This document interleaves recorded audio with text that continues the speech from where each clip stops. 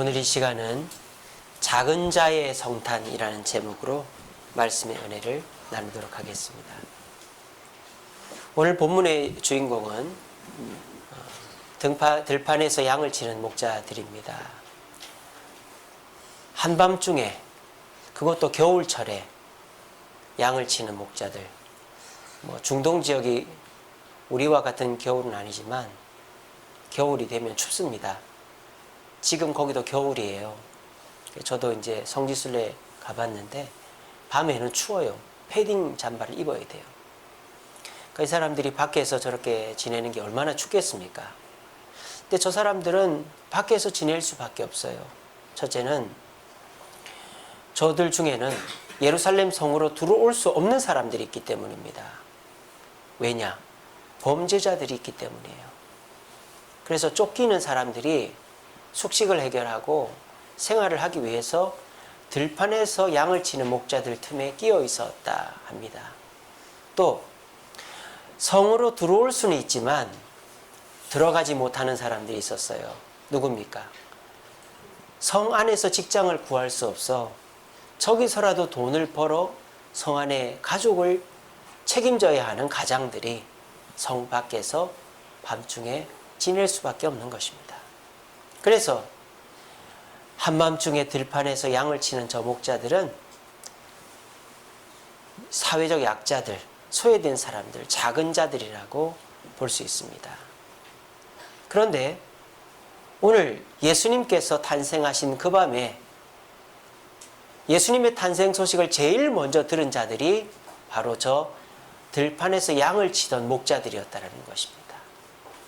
자, 그러면 우리 하나님은 예수님의 탄생을 왜 들판에서 양을 치던 저 사람들에게 제일 먼저 알려주셨을까요? 우리 예수님은 저렇게 소외되고 병들고 약하고 작은 자들의 주님으로 오셨기 때문일까요? 그렇지 않습니다. 그러면 부자는 예수 믿으면 안 됩니까? 그러면 권력자는 예수 믿으면 안 됩니까? 그렇지 않습니다. 우리나라 대통령들 중에 예수 믿는 대통령이 있었습니다. 회장들 중에 예수 믿는 사람들이 있습니다. 여러분, 똑똑하고 돈 많고 권력 있는 사람도 예수 믿을 수 있습니다. 자, 그러면 왜 제일 먼저 작은 자들에게 천사가 나타나 예수의 탄생을 전해줬을까요? 작은 자도 예수님을 만날 수 있다라는 증거를 우리에게 보여주는 거예요. 이 당시에 위대하고 높고 훌륭한 사람들은 언감생신, 이런 작은 자들이 만날 수가 없었습니다. 신분제 사회였기 때문에. 지금은 평등 사회니까 대통령도 만나고 싶으면 함부로는 못 만나도 만날 수 있어요. 근데 이때는 소외된 사람, 약자들, 종들은 높은 사람 곁에 갈 수가 없었어요. 우리 예수님은 왕으로 이 땅에 오셨습니다. 그런데 그 예수님을 어떻게 이 목자들이 만날 수 있겠습니까? 그런데 천사가 이 목동들에게 제일 먼저 나타나신 것은 우리 예수님은 왕이시지만 그 왕은 누구나 만날 수 있는 왕이다라는 것을 우리에게 보여주기 위해서 이렇게 나타난 거예요. 제가 오늘 새벽 기도 때 영광과 평화라는 제목으로 설교했습니다. 우리 주님께서 이 땅에 태어나시면서 천사가 그렇게 하죠. 지극히 높은 곳에서는 하나님께 영광이요, 땅에서는 기뻐하심을 입은 사람들 중에 평화다 그랬어요. 그러니까 예수님의 탄생은 영광과 평화의 사건입니다. 우리가 보통 영광 하면은 어떤 영광입니까? 화려한 영광이죠.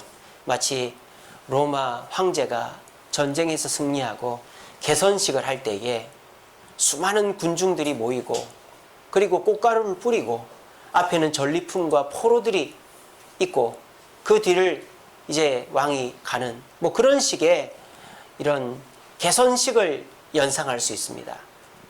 하지만 우리 예수님의 영광은 그런 영광이 아니라는 거예요.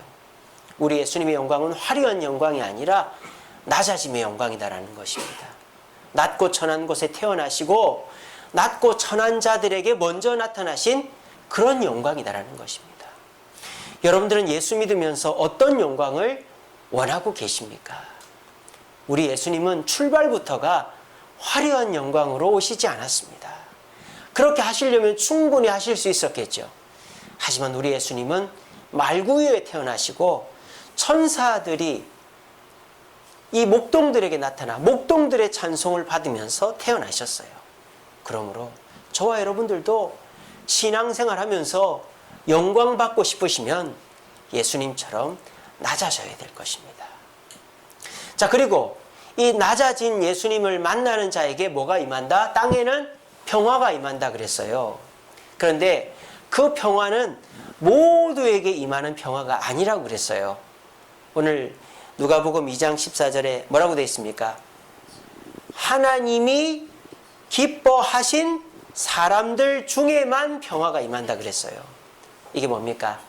하나님의 백성들에게만 평화가 임한다라는 것입니다. 그런데 그 하나님의 백성들 중에서도 이 예수님의 탄생을 기뻐하는 자들, 기대하고 기뻐하고 찾아가 만난 사람들에게만 평화가 임한다라는 것입니다. 그럼 이 말씀 그대로 하면 어떻게 됩니까? 어제 너무 달려가지고 밤새도록 놀고 성탄 예배 시간이 다 됐는데도 늦잠을 자는 성도들은 평화를 받을 수가 없다라는 것입니다. 그리고 어제 너무 재밌게 놀아가지고 오늘 너무 졸려가지고 이 시간에 졸고 계시면 그리스도의 평화가 임하지 않는 것입니다. 저는 교회를 개척하면서 성탄에 대해서 한 가지 계획을 했던 것이, 성탄 축하 행사는 절대 이분날 안 한다, 그 생각을 했었어요. 왜냐? 제가 저희 시골 교회가 성탄 이브 행사를 24일 날 항상 하거든요. 평일 날에도. 근데 이브날 7시에 모여서 2시간 발표하고 9시부터 12시까지 기간별로 놀고 12시부터 1시까지 떡국 먹고 1시부터 성탄송 새벽송 돌고 한 4, 5시 되면은 교회 와서 잔단 말이에요. 그러고 일어나면은 예배 시간이 어떻게 지나갔는지를 몰라요. 졸다가 깨다가 졸다가 깨다가 그러다가 집에 가서 피곤해 죽겠어요. 성탄절이 피곤한 날이 돼버리더라고요. 그래서 이러면 안 되겠다. 그래서 성탄 축하잔치는 주일 오후 예배 때 하고 성탄 이브 날은 아무것도 안 해야 되겠다. 그래야지 성탄절 날 바르게 예배를 드릴 수 있겠다. 그래서 이제 저는 교회 개척과 함께 그렇게 해 나가고 있습니다. 그래서 그런지 몰라도 여러분들 쌩쌩하시네요.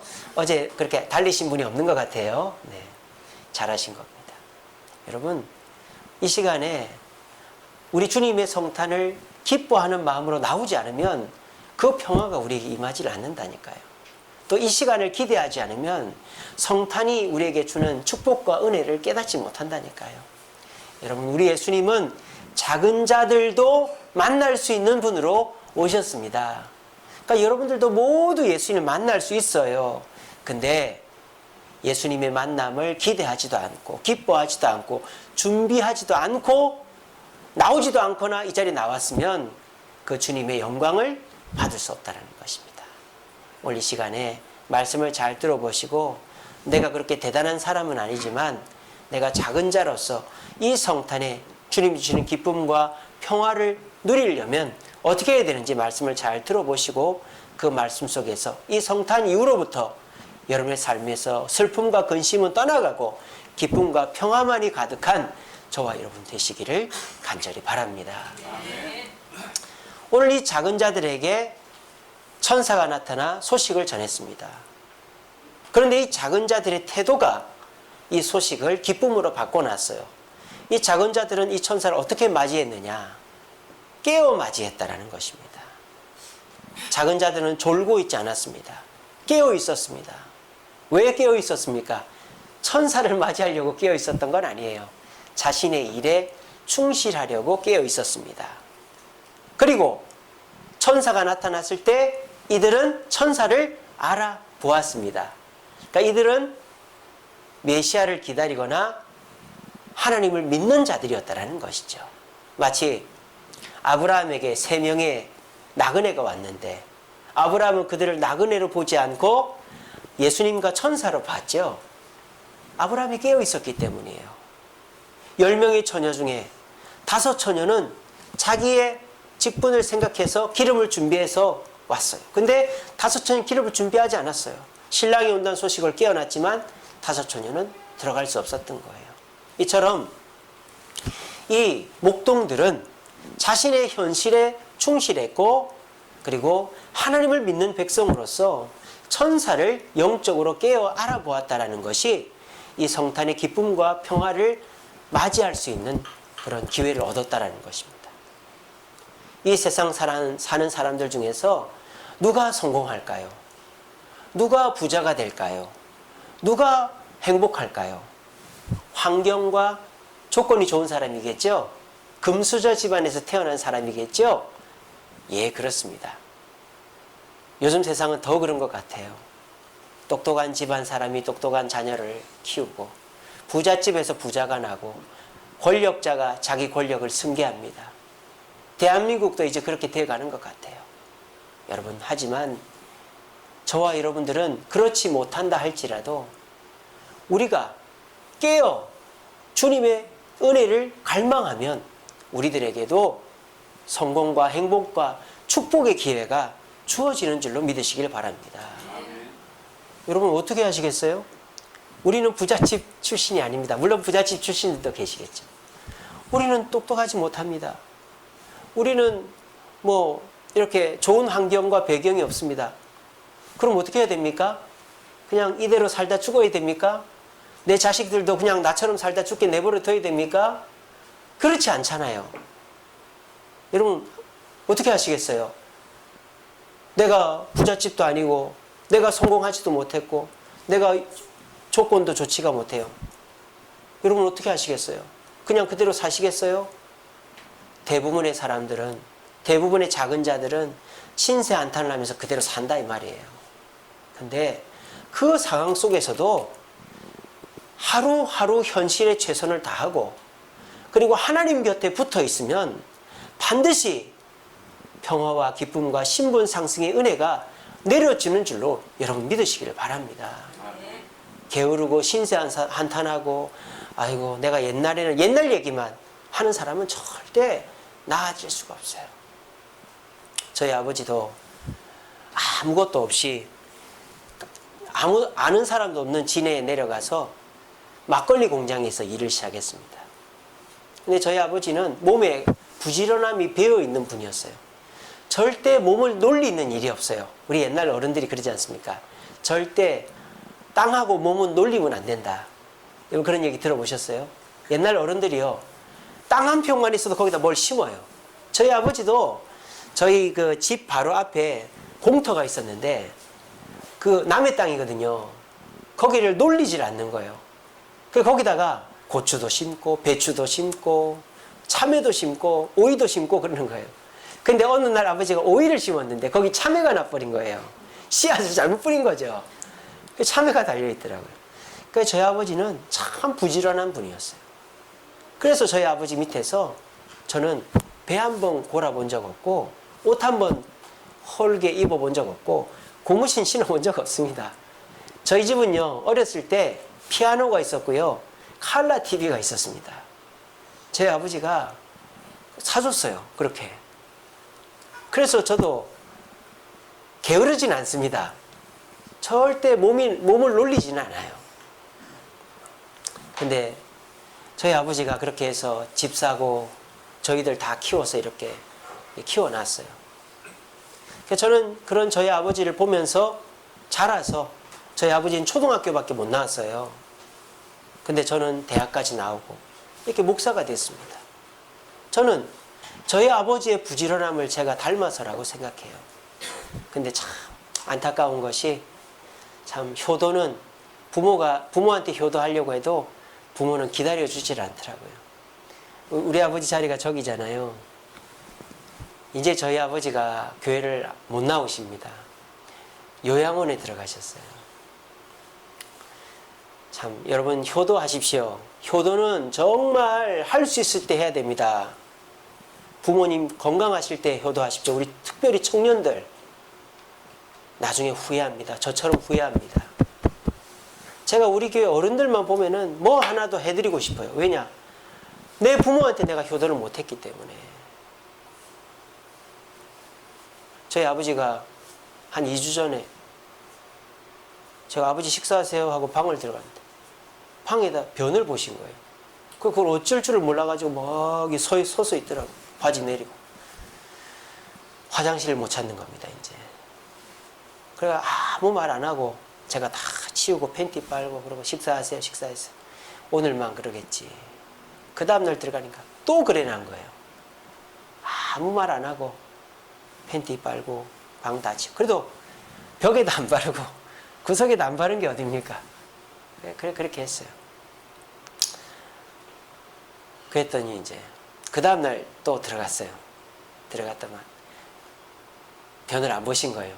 아, 이제 괜찮으셨구나. 그리고 이제 아버지 데이케어에 모시고 이제 동대문 153 데이케어 가시고 이제 제가 이제 아버지 방 문을 닫는데 냄새가 나는 거예요. 냄새가. 아버지 오늘은 방에도 변을 안 보셨는데 왜 냄새가 나지? 여러분 맞춰보세요. 아는 분들은 조용히 하시고 어디다 변을 보셨을까요? 예? 아예 아는 분들 조용히 하시라니까는 휴지통에다 변을 보신 거예요. 휴지통에다가. 그래가지고 또 휴지통 깨끗이 씻고 그렇게 했습니다. 저 혼자 아버지를 모시면 제가 모시고 있고 싶겠지만은 식구들이 있잖아요. 애가 넷이고 집사람이 있고 얼마나 불편하겠어요. 저는 우리 그 박미숙 권사님 그 남동생분이 아버지 모시려고 그렇게 하는 게 이제 이해가 돼요. 제가 식구들이 있는 데서 같이는 못 모시니까 그렇게 해서라도 효도하고 싶은 그 마음이 저는 이제 이해가 됩니다. 근데 저는 목사이기 때문에 그럴 수도 없잖아요.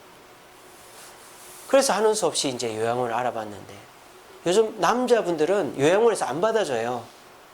막 문제를 일으킨다고. 그 저희 교회 바로 맞은편에 사랑제 요양원이라고 저희 집사람이 거기서 요양보호사 실습을 했는데 가서 얘기를 하니까 남자 어르신들이 이제 가득 차가지고 내년 6월 달이나 돼야 자리가 날지 안 날지 모르겠다고 그러더라고. 그래가지고 이제 급한 대로 가평이나 저런데 시골에라도 모시려고 했는데 하나님이 은혜를 주셔가지고 여기 해민병원 옆에 조마루 감자탕 2층에 실버밸리 요양원이라고 있습니다. 거기 남자가 4명, 여자가 17명인데 남자 한 분이 갑자기 중환자실로 가신 거예요. 한 자리가 딱 비는 거예요. 그걸 저희 집사님이 어떻게 전화를 하다가 알아가지고 거기를 갔죠. 근데 거기는 나머지 3분은 침대에만 누워 계시는 분이에요. 근데 저희 아버지는 건강하시니까 돌아다니시잖아요. 그러니까 저희 아버지만 사랑을 받게 생겼어요. 17명의 여자 할머니들이랑. 그래서 저는 마음이 아파서 못 가봤는데 저희 장모님이 갔다 오셨어요. 근데 저희 아버지가 적응이 안 돼가지고 꼿꼿이 소파에 딱 앉아서 TV만 보고 있는데 이쁘장한 할머니가 옆에 딱 앉아 있더랍니다. 이렇게. 그래서 아버지 잘 지내시니까 걱정하지 말라고. 그래서 이제 아버지를 거기를 예약을 딱 해놓고 그 다음 날 모시고 갔죠. 제가 마음이 너무 아픈 거예요. 그래서 속으로 괜찮으시면 미룰까 모시고 가지 말까. 근데 방에 딱 들어갔는데 방에 변을 안 보신 거예요. 휴지통에도 변을 안 보신 거예요. 냄새가 안 나는 거예요. 더 갈등이 되는 거예요. 아이고 그래 며칠 더 있어 볼까 그랬는데 아침 식사하시고 방에 계시다가 모시러 가려고 방에 딱 들어갔는데 냄새가 나는 거예요. 어디다 변을 보셨을까요? 구석에. 바지에다 그대로 보신 거예요. 이제는 바지에다 변을 봐도 내가 변을 봤다 안 봤다 그 감각도 없는 거예요. 물론 가슴 아픈 얘기입니다만 저는 그게 하나님이 저한테 주신 사인이라고 생각해요. 희재야 마음 아파하지 마라. 마음 아파하지 마라. 네 아버지가 요양원 가는 게 네 아버지도 좋고 너도 좋은 거다. 그런 사인으로 저는 받아들여요. 그래서 마음 아파 안 하고 제가 다 옷 벗겨가지고 그 다 빨고 씻겨드리고 그러고 한 30분 있다가 모시고 갔어요. 그 요양원에 딱 갔는데 뭐 나를 왜 여기다 갖다 놨냐 집에 가자 이런 얘기도 안 하시고 그냥 꼿꼿이 앉아만 계시대. TV만 보고 계세요. 그래서 제가 이제 가기 전에 저희 여동생 화상 통화를 시켜줬어요. 근데 저희 여동생 얼굴을 못 알아봐요. 저희 집사람 못 알아봐요. 저희 장모님 못 알아봐요. 저는 가면은 저 알아보고 집에 가자고 할까봐 지금 안 가고 있습니다. 여러분 효도하십시오. 부모님 언제 그렇게 될지 모릅니다. 특별히 우리 청년들 저처럼 나중에 후회하지 마십시오. 지금 저희 아버지한테 맛있는 걸 사드린다고 한들 무슨 소용이 있고, 좋은데 여행을 시켜드린들 무슨 소용이 있고, 좋은 옷을 사드린들 고무줄 바지에 단추 없는 옷이 최고예요. 우리 아버지는 신발도 그냥 끈없는 운동화가 최고예요. 아무 소용이 없어요 지금. 근데 전 저희 아버지를 생각하면 우리 아버지는 항상 깨어있는 분이었어요. 우리 아버지는요, 제가 잘 때만 일을 가시고 제가 눈 뜨고 있으면 자는 거를 내가 못 봤어요. 그 부지런함이 저를 이렇게 만들었고, 저희 아버지 때는 초등학교밖에 못 나오고 그랬지만 저는 이렇게 목사가 됐고, 저희 여동생은 미국 가가지고 잘 삽니다. 그것이 다 뭐 때문이겠어요? 집안이 좋아서? 뭐 똑똑해서? 아닙니다. 부지런하기 때문이에요. 제가 아까 말씀드렸죠. 여러분들 부잣집 아니에요. 똑똑하지 못해요. 환경이 좋지 못해요. 그럼 그대로 있다가 뭐 원망 신세 한탄만 하면 사시겠습니까? 그래봐야 내 손해예요. 누가 불쌍하게 여겨주지도 않아요. 어떻게 해야 됩니까? 내가 노력하는 수밖에 없어요. 내가 깨어있는 수밖에 없어요.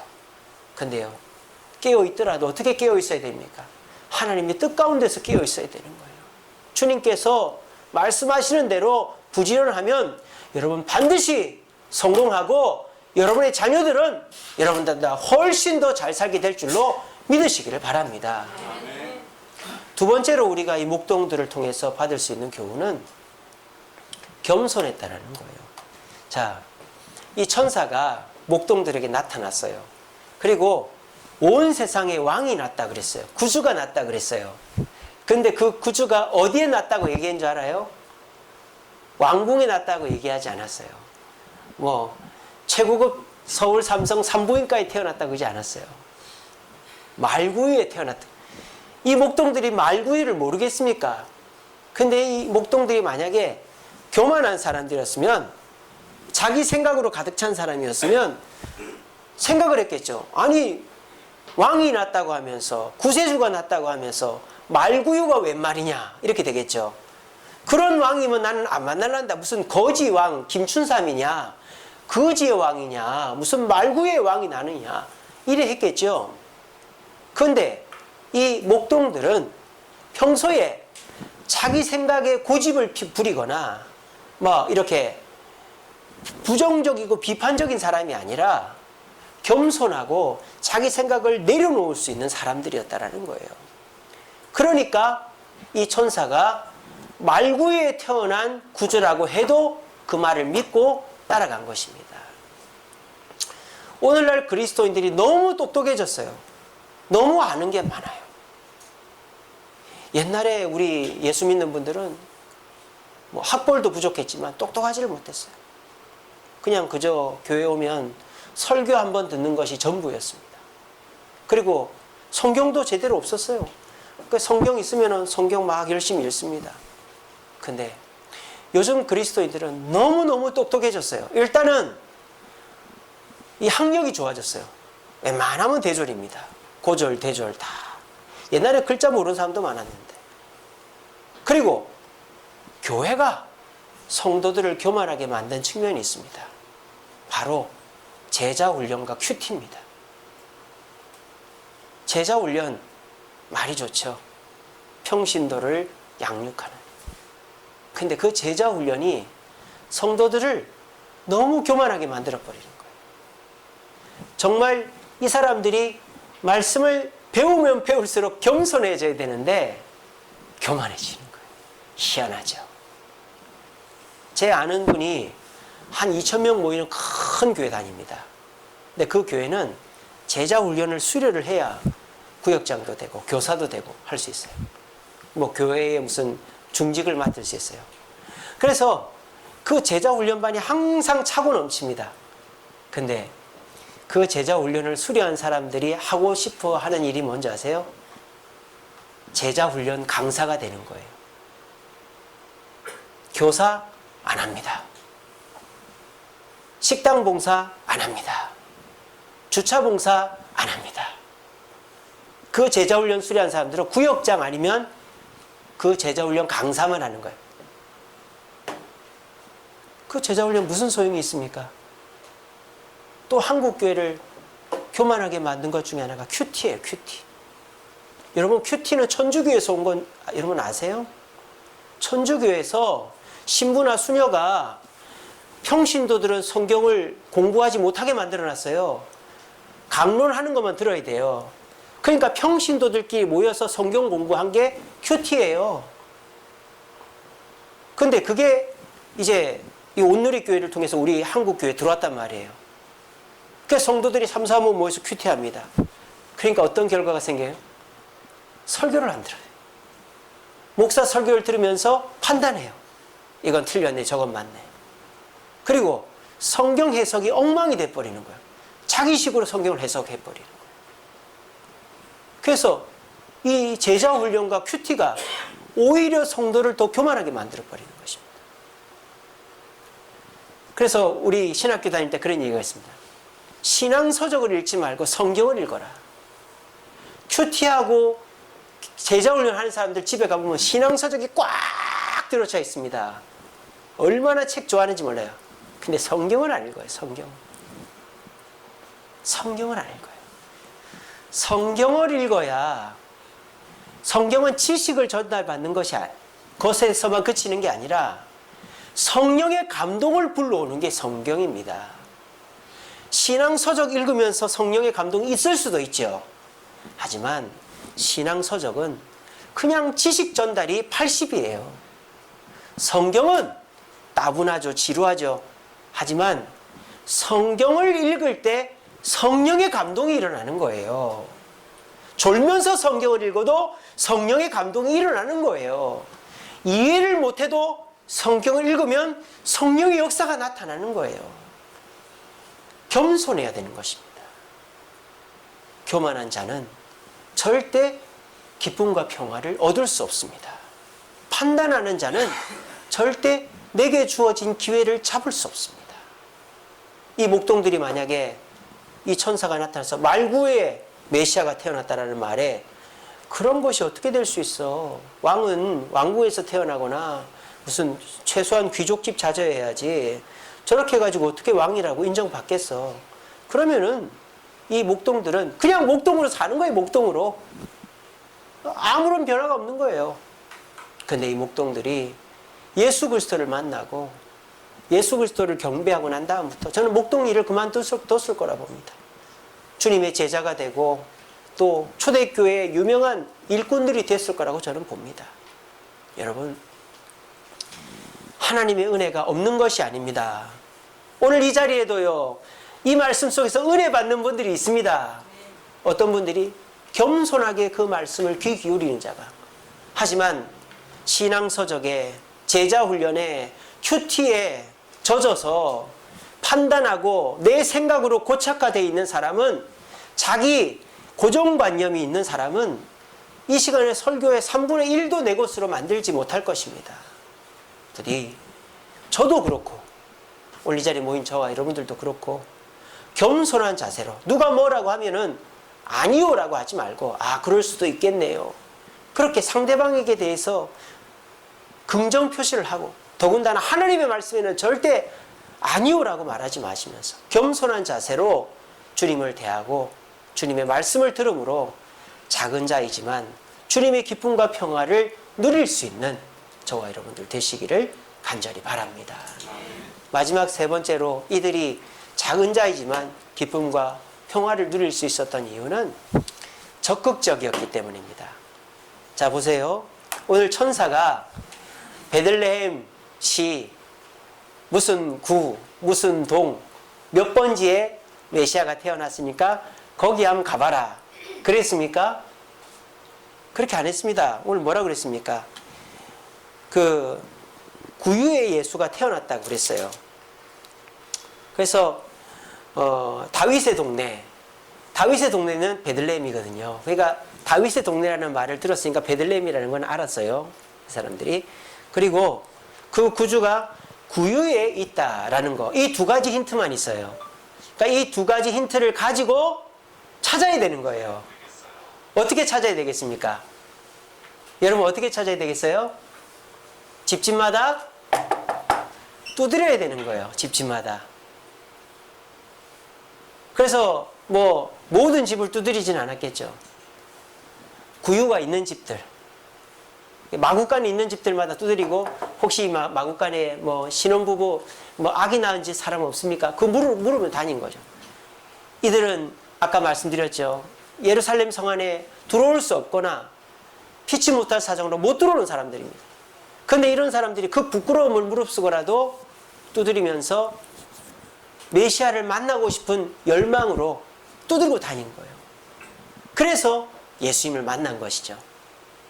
그런데 이들은 그 예수님을 보고는 너무 기뻐한 겁니다. 그래서 하나님께 영광을 돌리고 또 돌아갈 때 어떻게 합니까? 집집마다 두드리면서 왕이 났다고, 메시아가 났다고 전하면서 간 거예요. 굉장히 적극적인 사람들이라는 것입니다.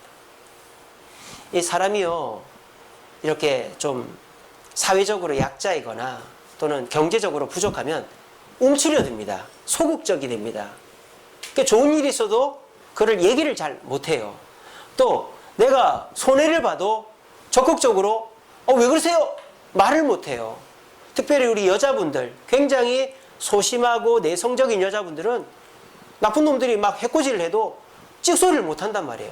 그러면 안 돼요. 저희가 우리 새아한테 가르칩니다. 누가 어떤 나쁜 사람들이 오면은 소리 꽥 지르고 하라고 그랬어요. 그러니까 저희 새아가 뭐라는 줄 알아요? 아빠 물어도 돼요? 그러는 거예요. 마음껏 질근질근 씹어라. 그랬습니다. 그래서 이 특별히 여자분들이 보면은 굉장히 소심하고 또 이제 남편 밑에서 굉장히 이게 학대받으면서 자란 여자일수록 이게 안 되는 거예요. 그런데 이 사람들은 그렇게 소외된 사람들이었지만 메시아가 태어났고 그분을 만났고 또 그분을 믿게 되었다라는 그 확신 때문에 이들의 성격이 바뀐 것입니다. 예수를 믿는다라는 것은 성격이 바뀌는 것입니다. 다혈질적인 사람이 남을 배려하는 사람으로, 소심한 사람이 적극적인 사람으로, 그리고 굉장히 우유부단하던 사람들이 한 길을 끝까지 가는 사람으로, 이렇게 성격이 바뀌는 게 보이면 그 사람은 확실히 예수 믿는 사람이다 라는 것이 표가 나는 것입니다. 여러분, 예수님이 진짜 여러분들의 구주임을 믿으십니까? 안 믿으신 분들도 있는 거 아니에요. 그러면 여러분들은 왜 그 예수 그리스도를 부끄러워합니까? 예수님을 믿고 그 예수님이 나의 구주이시고 그 예수님이 나의 삶의 문제를 해결하신다고 생각하면 여러분들 왜 부끄러워하시죠? 부끄러워하지 마세요. 저는요, 제가 어디를 가면 제가 목사인 거를 잘 얘기를 안 합니다. 왜냐하면 목사들이 욕을 먹고 있기 때문에. 근데 우리 성도님들, 권사님들이나 우리 청년들이나 아이들 데려가면은 저를 소개를 하는 거예요. 우리 목사님이야. 우리 목사님이에요. 그럴 때마다 저는 뜨끔뜨끔합니다. 욕을 할까봐. 근데 그러면서도 제가 부끄러워요. 아이고 박 목사야, 박 목사야. 그게 그리 부끄러우냐? 그게 그리 부끄러우냐? 네가 목사인 게 그리 부끄러우냐? 성도들은 네가 목사인 게 그래 자랑스러워서 우리 목사님이야, 우리 목사님이야 이러는데 너는 그게 그렇게 부끄러우냐? 저 그런 생각이 듭니다. 그래서 저부터가 이거는 고쳐야 되지만, 여러분, 예수 믿는 게 죄입니까? 교회 다니는 게 죄입니까? 근데 왜 내가 예수 믿는다고 말을 못합니까? 우리 주세움교회가 나쁜 교회입니까? 우리 주세움교회 목사가 사기치는 목사입니까? 그렇지 않지 않습니까? 근데 왜 세상 사람들 앞에서 교회 얘기하면 욕먹을 것 같으니까 왜 얘기를 못하고 다닙니까? 그러면 안 되는 거예요. 여러분, 부잣집 사람 댁에서 좋은 일이 났어요. 그러면 부잣집 사람들은 누구를 고용하는 줄 아세요? 소문을 내는 사람들을 고용하는 거예요. 그래서 피리 불고 나팔 불면서 자식 이 집에 이 대가집에 누가 태어났다 오시오 오시오 막 그렇게 하는 거예요. 그럼 그 사람들은 그거 해주고 돈 받는 거예요. 여러분, 우리 예수님께서 우리에게 말씀하셨습니다. 땅 끝까지 복음 전하라고, 내 증인이 되라고. 그래서 우리 예수님의 명령을 받아서 우리가 사람들 만날 때마다 메시아가 태어났고 예수님이 탄생하셨고 그분을 믿으면 천국 간다라고 얘기하면 우리 주님이 가만히 있겠습니까? 그 사람한테는 절대 아끼지 않는 것입니다. 우리가 이런 분들이 있습니다. 내가 돈 좀 벌고 성공하고 남들이 볼 때 부끄러울 것이 없으면 전도하겠다. 여러분 거꾸로 해보세요. 전도하면 주님께서 돈을 주시고 똑똑하게 해주시고 성공하게 해주시고 여러분들이 남들한테 꿀릴 것이 없게 해주시는 줄로 믿으시길 바랍니다. 그게 순서가 바른 순서죠. 여러분들이 지금까지 사회적으로 그렇게 내놓을 것이 없고 약자이고 부끄럽다 할지라도 우리 주님을 진짜 믿는다면은 우리 주님께서 진짜 메시아라고 생각하신다면은 그 주님을 증거하면 주님이 복을 주신다는 걸 믿으신다면은 여러분 적극적이시기 바랍니다. 주님을 나타내시기 바랍니다. 그러면 그거 하나만으로도 우리 주님은 충분히 여러분들에게 더 큰 축복으로 위로로 함께 해주실 줄로 믿으시기를 바랍니다. 말씀을 맺겠습니다. 우리 말씀 같이 읽어봅시다. 시작.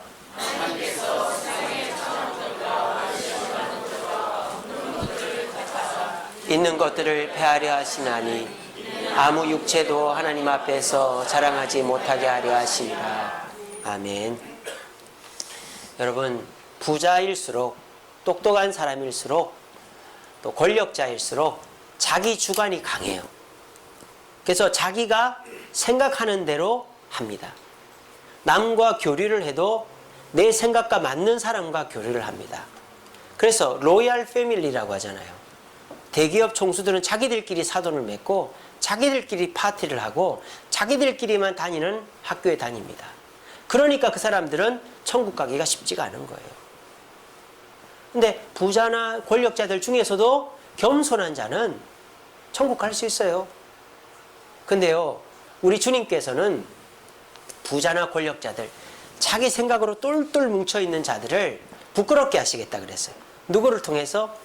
작은 자들을 통해서, 저와 여러분들을 통해서 보란듯이 저와 여러분들을 보란듯이 성공시켜서 그들을 부끄럽게 하겠다라고 말씀하십니다. 마치 이런 거죠. 운동선수 2명 있어요. 근데 한 사람은 운동 열심히 해서 슈퍼스타가 됐어. 근데 한 사람은 이렇게 다치거나 또는 어떤 계기로 운동을 그만뒀어. 근데 이 사람이 좋은 인재를 하나 발굴해가지고 그 애를 키워가지고 이 슈퍼스타와 대결하게 만드는 그런 영화들이 많이 있지 않습니까? 우리 주님의 마음이 그렇다라는 거예요. 여러분, 우리 주님은요, 여러분들을 성공하게 하기를 원하십니다. 여러분, 우리 주님이 여러분들 성공하게 하고자 하는 걸 믿으십니까? 근데요, 그 영화 같은 거 보면 그 재능은 있지만 능력이 없는 그 애를 훈련시키기 위해서 어떻게 합니까? 막 강요를 합니다. 막 어떨 때는 막 잠도 안 재고 먹을 것도 안 먹이고 막 야단을 쳐가면서 훈련을 시킵니다. 근데 결과적으로는 그 애가 그 재능이 발휘되게끔 하는 거예요. 우리 주님도 마찬가지예요. 교회 나와라, 봉사해라, 전도해라. 부담스럽죠. 내 생각과 다른데 자꾸 강요하는 것 같으니까. 근데 그것은 우리 주님 좋자고 하는 게 아니에요.